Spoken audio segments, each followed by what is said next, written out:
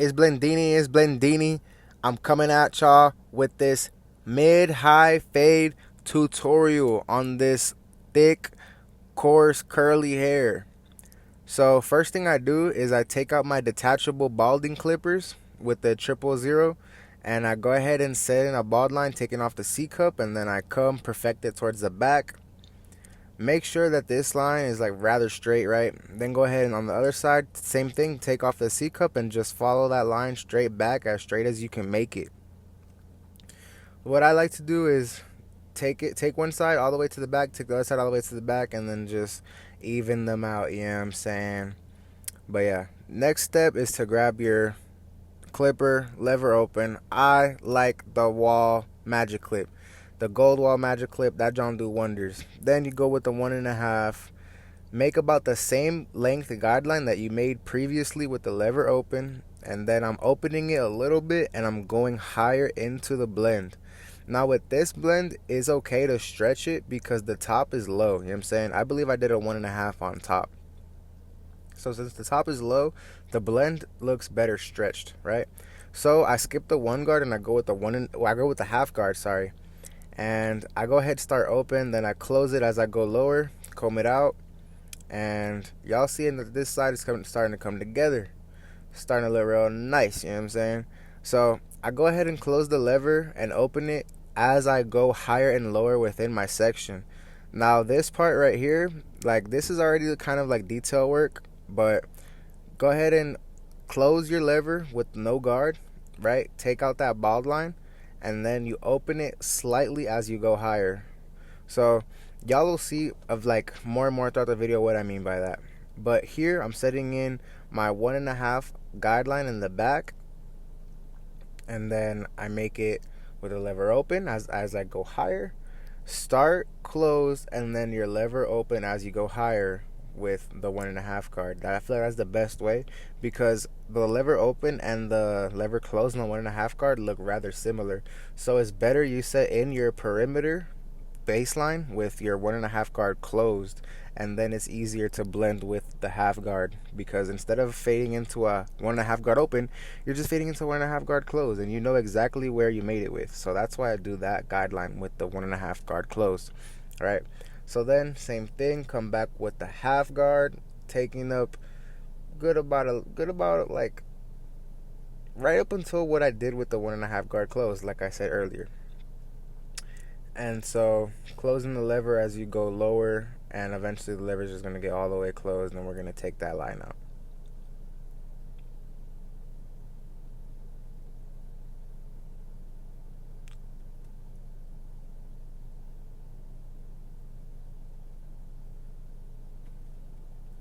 So I'm not going to lie, the back of the head takes the longest.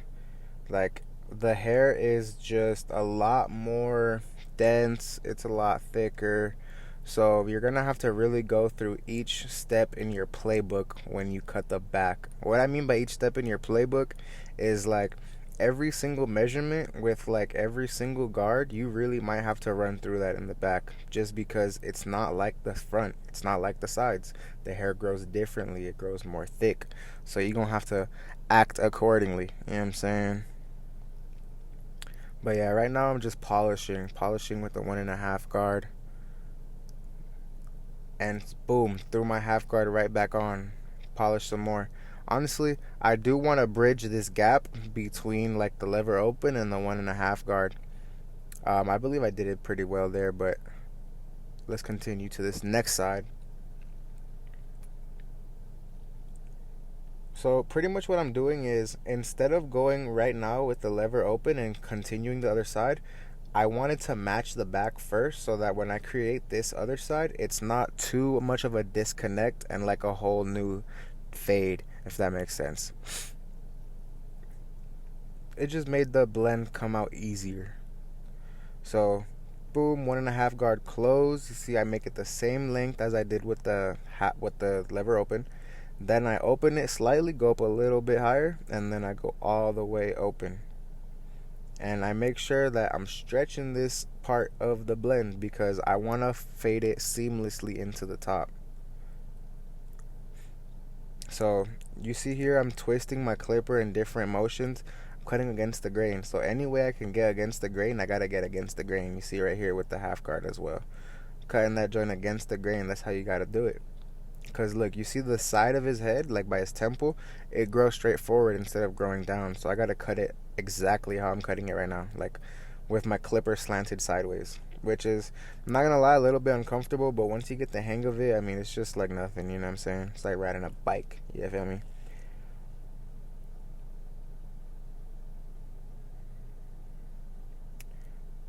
But yeah, the most important thing to keep in mind when you're doing this is clipper control and the angles at which you're cutting at. Also, your pressure, right? Your pressure is also very important because you want to have a good amount of pressure in areas where you want to take off more hair.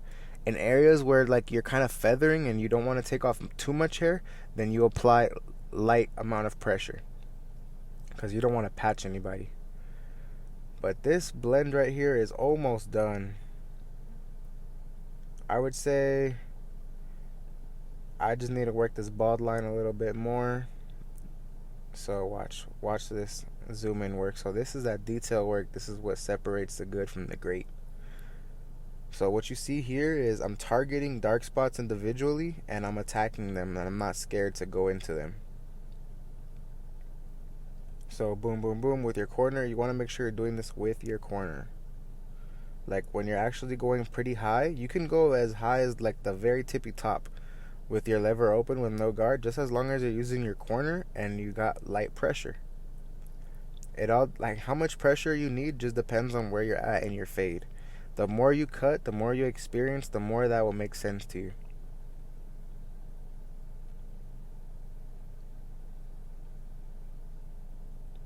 So right now we're working on the beard.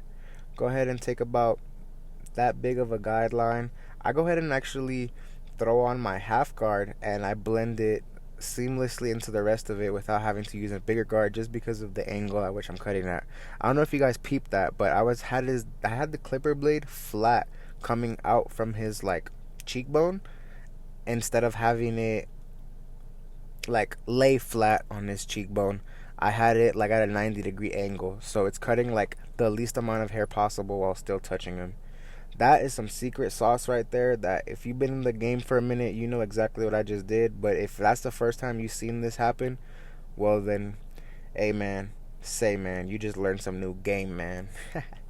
I'm gonna use that from now on. Hey man, say man, you just learned some new game, man. But now I'll go ahead and plant the back of the beard, right? I like to do this before I bald out just to kind of frame out my work. And then I go ahead and bald it out.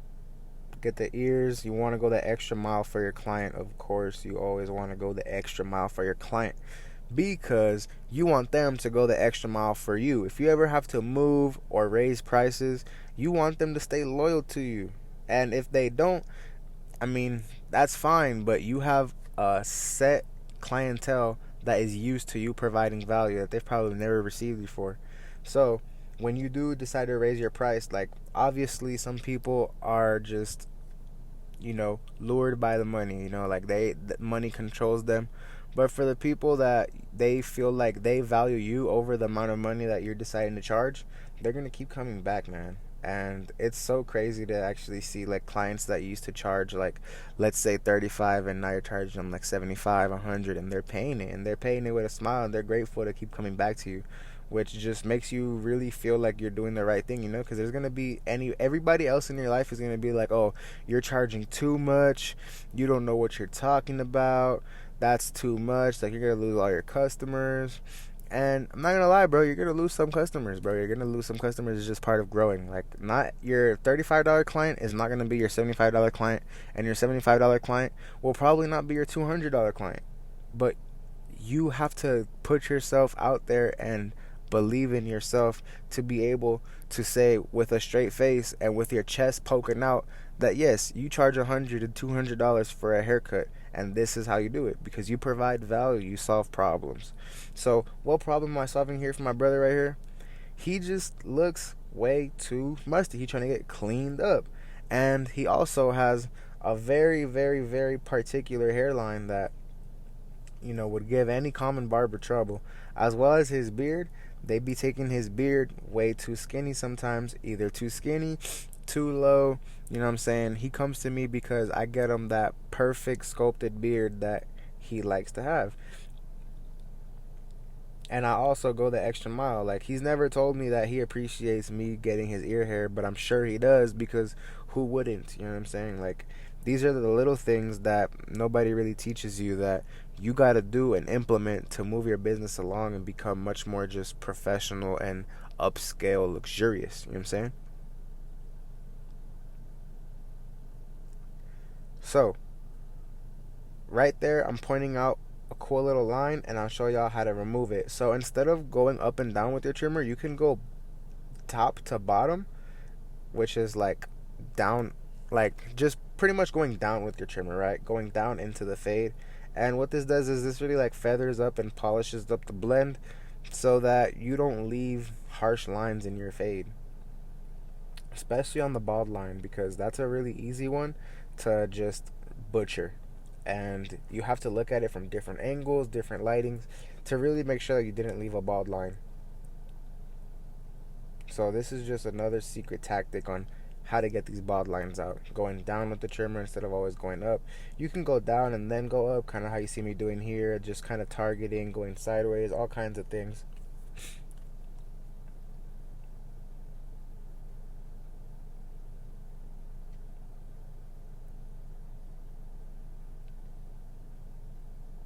Now, same thing on this other side. Go ahead and fade his beard in. I start with my lever open, and then I close the lever gradually as I go up in my section. Then I put my half guard on, and I got my clipper 90 degrees out from his face, and I'm just fading, man. I start Once you put the half guard and you have it like 90 degrees out, it's almost like a 1.5. Then all you gotta do is fade a half guard into a 1.5, which is what you do on the top. So it's really method, saves you a lot of time. And then clean it up with your lever open, no guard.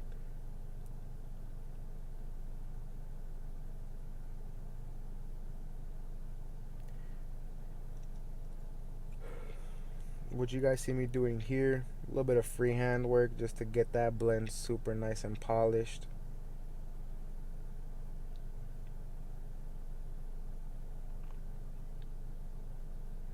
Now, what I'm doing here is I'm freehanding. What this is just cutting up all the dead hairs, the hairs that are just kind of poking out of the beard. They really don't got no place.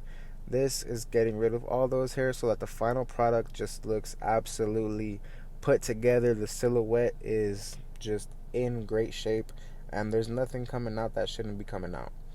Same thing on the top of the head, going over the top of the head with the lever open. I wouldn't suggest the lever closed, because any little bump and then you just patch your client. Lever open is more than enough. Go ahead and just go over it, graze it, just rest the back of the blade on the head, and don't let the front of the blade, obviously like the part that's cutting, go too deep in the hair at all. You don't even want it to go into the hair. Just float over the hair and get any hairs that are sticking out.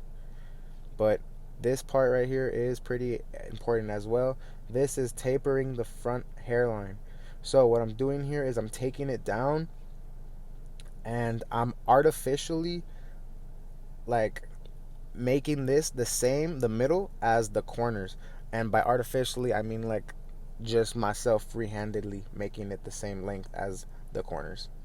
Here, go ahead and plant his mustache line. The mustache line, you must always follow the lip line. So whenever the color of the lip changes into like the darker pigment of his skin, that's where you place your line. And then you make sure your line is even all the way to the edges of the mouth.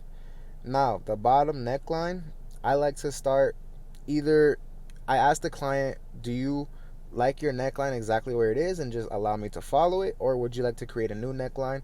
Just depending on what they tell me, I do what they ask. You know what I'm saying? If I feel like they should have a neckline closer to the jaw because their jaw looks good, then I'll go ahead and pick up their neckline. If I feel like they should have a lower neckline for whatever reason, then I'll make the neckline lower, or I'll just leave it exactly how they like it, how it is. You know what I'm saying? It's client understanding is number one key. Like understanding your client, it's gonna actually make you money. Because if you can cut good hair, do dope fades, do dope lineups, that's cool and great and all. But if you don't allow your client to understand that you value them and you also know what you're doing, like you have a sense of just authority and expertise, that's when you can start to raise your price because they understand that they're dealing with an expert, not just any guy that decided to start cutting hair. You know what I'm saying? So like you guys have to start positioning yourselves in a role of just expertise, right? You're an expert at what you do. So talk to your client like you are. There we'll go ahead and throw in some shaving cream, and then I put some aftershave on a hot towel, rest the hot towel on his face. So what this does is it's going to go ahead and lift up the skin, lift up the hair, and it's going to create nice ash lines for when I go ahead and line them up, razor them out. Right here, I throw on the Babyliss massager, massage his face for a bit. Now this part right here is crucial because they may be going through like a rough day, maybe like rough day at work or whatever, rough day at the crib. They come into you, they're not only getting fresh, but they're feeling rejuvenated because a facial massage is so much more than what it looks like. Like to actually have your face manipulated and massaged circulates the blood around your face, promoting a more youthful look, more prolonged youthful look because your face is getting stimulation. Furthermore, right, taking off all the shaving gel, rubbing it off with the hot towel. Now we gotta blow dry his hairline and comb it down so that it can get ready and prepped for that hairline, you know what I'm saying? For that lineup, for that edge up, you know what I'm saying? Now, I want y'all to drop in the comments down below what liners are y'all going with? What's y'all go-to trimmer? My personal go-to trimmer is the Gamma Cyborg. The Gamma Cyborg for me, I'm not going to lie, I did have to throw on a different blade on it. The original blade that comes on the Cyborg trimmer is not a hitter. Hashtag not a hitter. But right here, we're going to throw on some level 3 hairspray. It doesn't really matter what hairspray you use right now. Not really sponsored by anybody, but, you know, just any hairspray is cool for right now. And go ahead and spray it on. Bake it in with the blow dryer, okay? So, like, you want to make sure that the hairspray is dry before you start trimming it with your trimmer. That's crucial. So left hand on the top of the head, right hand in position, and we're starting in the middle, pulling to the left, right? So you start in the middle, pull to the left. Now there's going to be a pocket in between the absolute left corner and the middle, right? So you want to make sure that this pocket just looks as straight as possible from the corner to the middle. And so when you at the corner, you want to like kind of angle it outwards, okay? You don't want to angle it like straight. You want a bit of an angle kind of up and out. And what this is going to do is when you actually look at it straight on, it's going to look straight. Because if you actually do it straight, like how it looks to you straight when you do the corner, when you point the client straight, he's going to look like he has like a round hairline. Like it's kind of like falling down, you know? So you got to make sure that when you're planting your hairlines, you're planting them with the corners a bit higher. Like for example, this corner right here, when I recorded it, it wasn't as high. So I needed to raise this corner up. I believe I did it on camera, but if not, then I did it off camera. But you'll go ahead and see the final result as I'm finished. You know what I'm saying? But yeah, this corner gave me a little bit of work, you know. I'm not going to lie. This client his hairline is a bit tricky, but I've been doing it for about 2 years now, so I've got it down pretty well. So shaving gel is mandatory when you're using the blade. I don't care what anybody tells you. No matter if you use no matter if you use shaving cream, a hot towel, that shit dries off and then the skin becomes dry. So you must use shaving gel when shaving. Now watch how I keep his beard very full. I'm not chasing a perfect line. The shaving gel will give that to me, right? As if I know that with the shaving gel the line is good, I don't need to do too much. I don't need to do too much, especially when I know that the client wants me to keep their beard high. You know what I'm saying? Like, just do what the client is asking you to. So right here, hitting the hairline up, very crucial. I go from bottom to the top, right, all the way to the line. So I go against the grain right away. Because I'm using shaving gel, I can do that without cutting my client. Before, if I were to not use shaving gel, I'd have to go with the grain, then sideways, then against the grain. Nah, I use shaving gel, I go right against the grain, off the rip. You know what I'm saying? Then I come, hit the vertical bar, real nice, real heavy duty. You know what I'm saying? I like using the Turkish razor too. It just makes those lines look sharp, my boy. Like, the Turkish razor is a blessing from God. Then what I do here is I make sure I remove all the cheek hairs all the way from the eyelid and down. So make sure that he doesn't have any single cheek hairs on him. Okay, because very important, like when they go home and they look in the bathroom mirror and they're looking deep into their cut, they shouldn't see any hairs on their face. This is how you know you're going to a great barber. If the barber is leaving hairs under your eyelid and like you have like a lined up like beard on your eyelid, come on, dog. Like, what are we doing, bro? Like, you got to get those hairs off, my boy. Like, take pride in your work. Right here, razoring the other side of the hairline. Same process. I go from pretty much bottom to top and I trim it, or I shave it into the hairline, right? So I'm going against the grain off the rip with the shaving gel. And even with shaving gel, look, I'm getting a decent ash line. Like, it looks damn near like an ash line. Now, right here, the beard. Other side of the beard, I just look at the left side and then I look at the right side. So I know exactly where to plant. Like, I'm always checking both sides before I do something on one side. And what this does is obviously helps you stay cognitive and aware of like how you should be planting your lines. Giving you a nice guide, a nice reference, right? Check back and forth, boom, adjust what I need to adjust, keep it rolling. Ooh, that beard is coming out. Pressure. Pressure. Alright, right here, you ask your client to tuck their mustache down. Sneak that blade in there. What you do is you hold their nose and you hold like around their between their mustache and their eye, and you just pull up and get that blade in there. Here, I'm adjusting his hairline a little bit just because I felt like it could have used a bit more of like a touch up. And yeah, that looks a lot better. But, you know what I'm saying? Honestly, I feel like I could get his hairline even better than this. I'll be honest with you guys. But it is very just bumpy. Like, his forehead is so bumpy. Like, I'm actually really proud of this hairline on him. And also too, he doesn't really enjoy me pushing back the middle. I know if I would have pushed back the middle like a good bit more, then this would have been ultra straight. But it is what it is, boys. Let's go ahead and hit with the back with the magic clip. I got the black gold and the all gold, you know what I'm saying? I go two-tone on the magic clip. I go two-tone, two-clip on the magic clip, you know what I'm saying? So right here, I'm just putting in those final last details in the back. It's looking real nice. We're looking real spiffy. It looks like he has a little bit of a dark spot on the right side, but it's just like a birthmark. He has like some dark skin on that side. Um, but yeah, fucking up with the bald line. You want to make sure that there's no bald lines on your fade. Like, it's crucial. Look right here. I was trying to attack that because I was like, oh, that's so dark.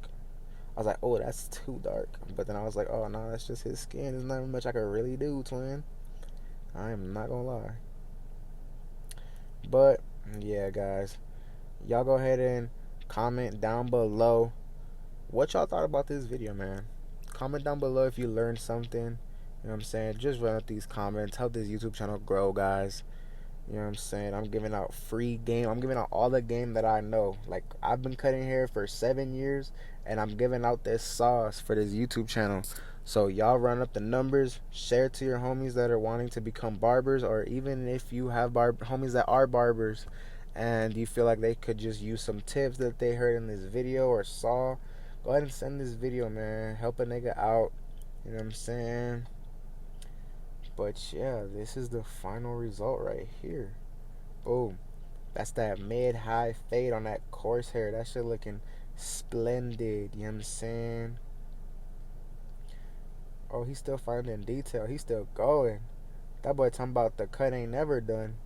I'm weak. Oh. Back to it, you know what I'm saying? Okay, 24 karat gold colloidal oil. You know what I'm saying? So what this does is this just makes the top look nice and polished so that he gets that like fresh Instagram look. Go ahead and rub it through his scalp as well. Feel me? Through the beard as well, you know what I'm saying? Just overall get my boy looking nice, polished, hydrated, you know what I'm saying? Then we brush it through. Bro, look at the blend, guys. Come on, look at the blend. Look at the blend. Like let's be serious with it. What are we doing right now? You know what I'm saying? You gotta subscribe. Subscribe for that blend. Subscribe for these teachings. I did not cut out anything in this video, guys. I showed y'all everything. So subscribe, share it to the homies, you know what I'm saying? Comment down below once again, yeah, feel me? But yeah. Ooh, ooh, ooh, ooh, ooh, ooh, ooh, ooh. Okay. Back to some quick audible adjustments for me. Hit that little bit right there with the razor. You know what I'm saying? But we out here showcasing though. Out here showcasing that blend. Zooey mama. That don't look good.